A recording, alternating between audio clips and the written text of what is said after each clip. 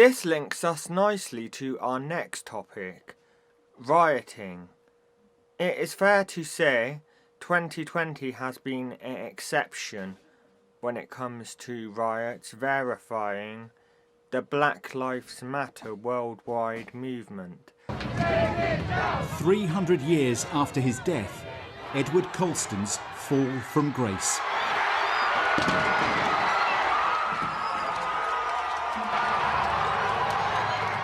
For centuries, he took pride of place in Bristol, celebrated as a merchant, politician and philanthropist. Now reviled for his part in the slave trade.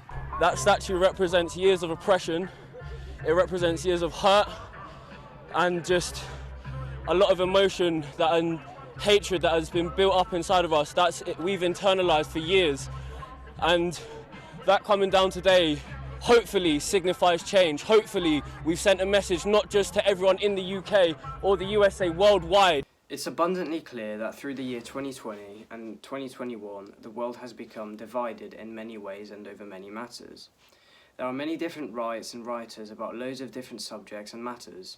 It's almost become a norm in the 21st century to write about something you feel passionate and strongly about. Lives Matter moment popped up again. My interest at the beginning was none. It keeps happening. It pops up a few weeks later. It goes quiet. So I supported them. But at the same time, there are people in my community, they were actually very afraid of coronavirus. And there's a lot of elders. And when they first advertised that they were coming to Bristol, they actually said that they're going to march into St. Paul's.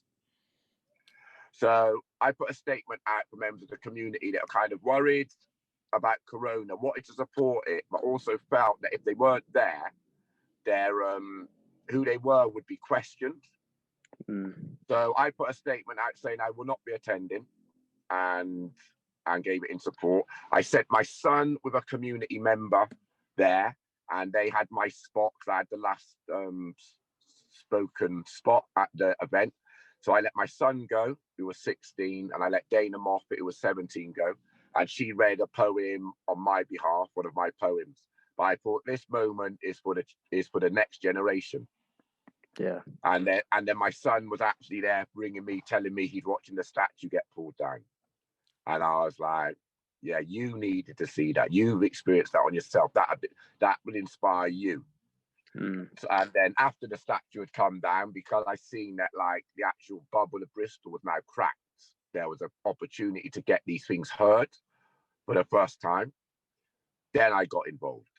I thought, actually, it can change. But if that statue didn't fall down, that I believe that march would have marched, and a few weeks later we'd have been talking about something else. Yeah.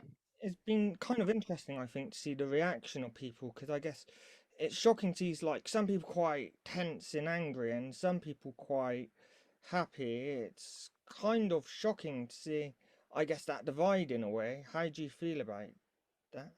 This is what comes down to when you're only taught one version of history. So I understand the emotions on both sides. Some people are much more well informed into Bristol's history and who Edward Colston is, and others are not. So if you only take the cities, line, Edward Colston was a benefactor to the city as a merchant venture. He supported schools, charities, and organisations. Now, if you've gone to those schools or any of these places, that's all you've ever been taught. And often, if the history you're being taught actually gives you value, would you question it? The people on the other side have questioned history, found out more, understanding who he is and what it's come from. But it was exactly what you would have expected. But I think it's the global outcry has really let people see. Because the question is this, not even a question that the statue got pulled down. Why was it still there? Exactly. Yeah. People should have taken it down, I think, long ago. Yeah, the truth is they could have given Colston a dignified removal, couldn't they? They could. They could have removed him, put him into one of Bristol's museums, and said, this represents a time that Bristol no longer supports or agrees with.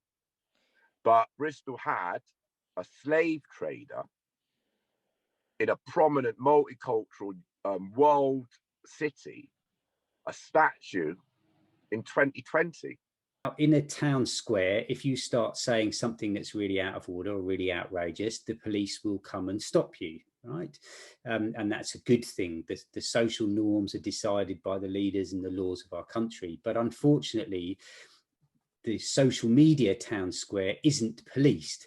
And so it tends to get taken over by the loudest, angriest, most visceral and extreme voices. And most of the rest of us go, oh God, I don't really want to be there. That's not very, it's not, I don't want to listen to that, or it's quite stressful. And so we tend to sort of step back from that. And therefore the shouters and the angry people get louder and louder. And do you know what as well? So it sort of turbocharges that politics of identity.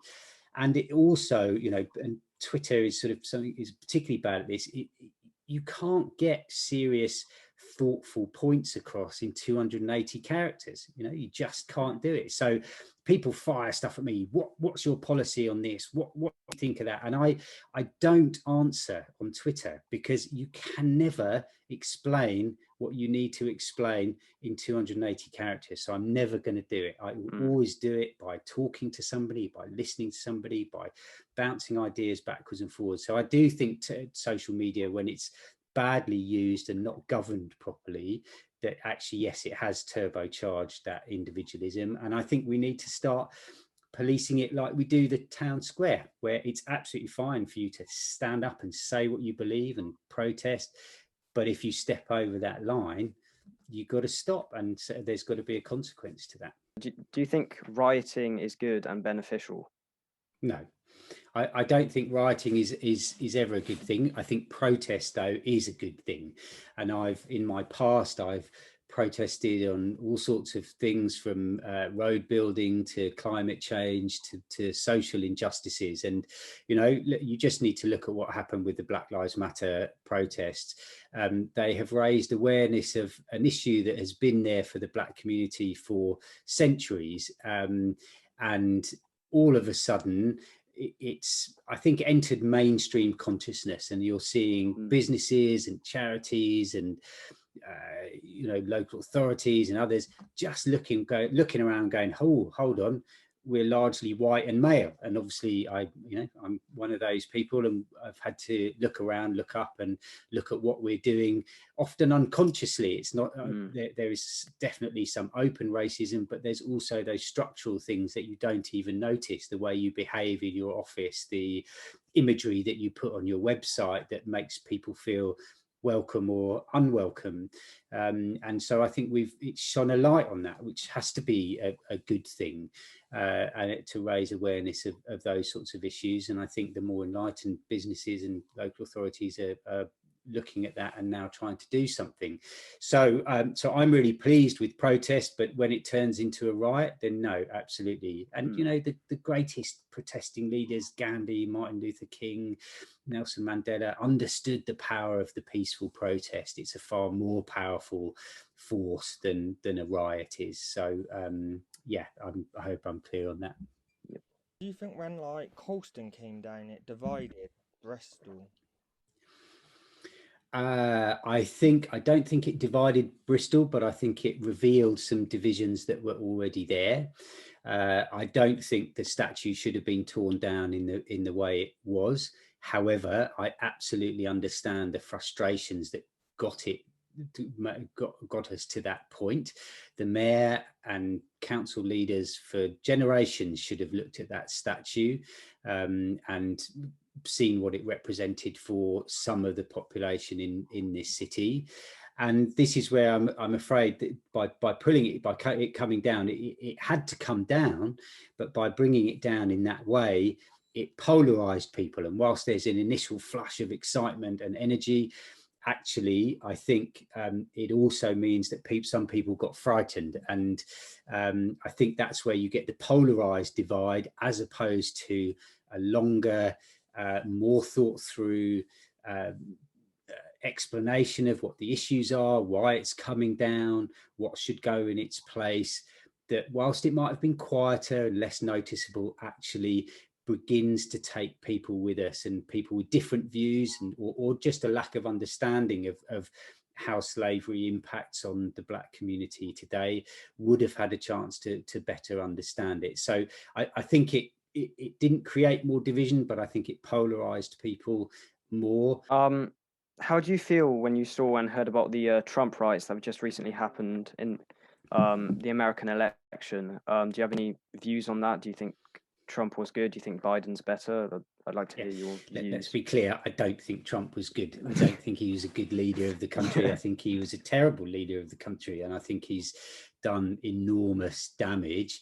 And the riots in the Capitol building at the end of his term of office were just the sort of, unfortunately, the culmination of everything that he stood for, and in the same way as the Colston statue shouldn't have come down in the way it did, the Capitol building shouldn't have been stormed in the way it was, and he unleashed that visceral hate and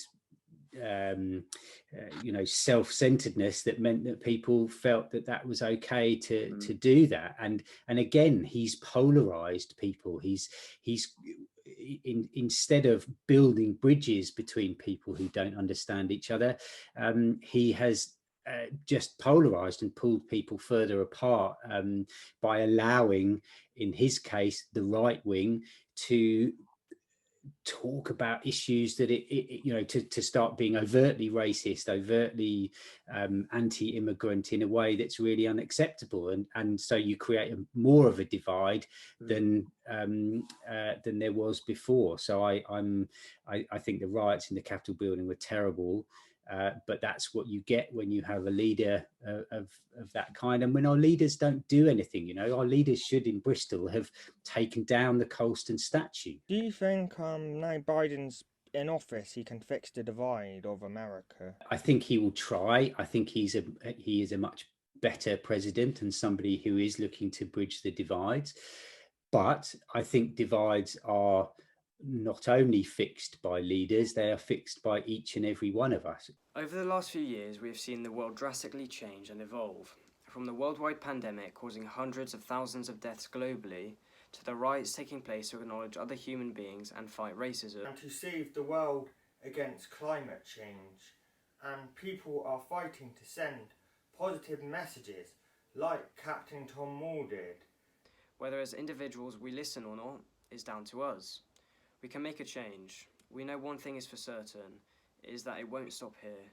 We can expect with confidence that there will be more events like these in the future. Today, the world is arguably the most divided it's ever been. People can't seem to get along. We see this in abundance every day, on social media, on the news, and in everyday life. Will the world's issues ever be solved?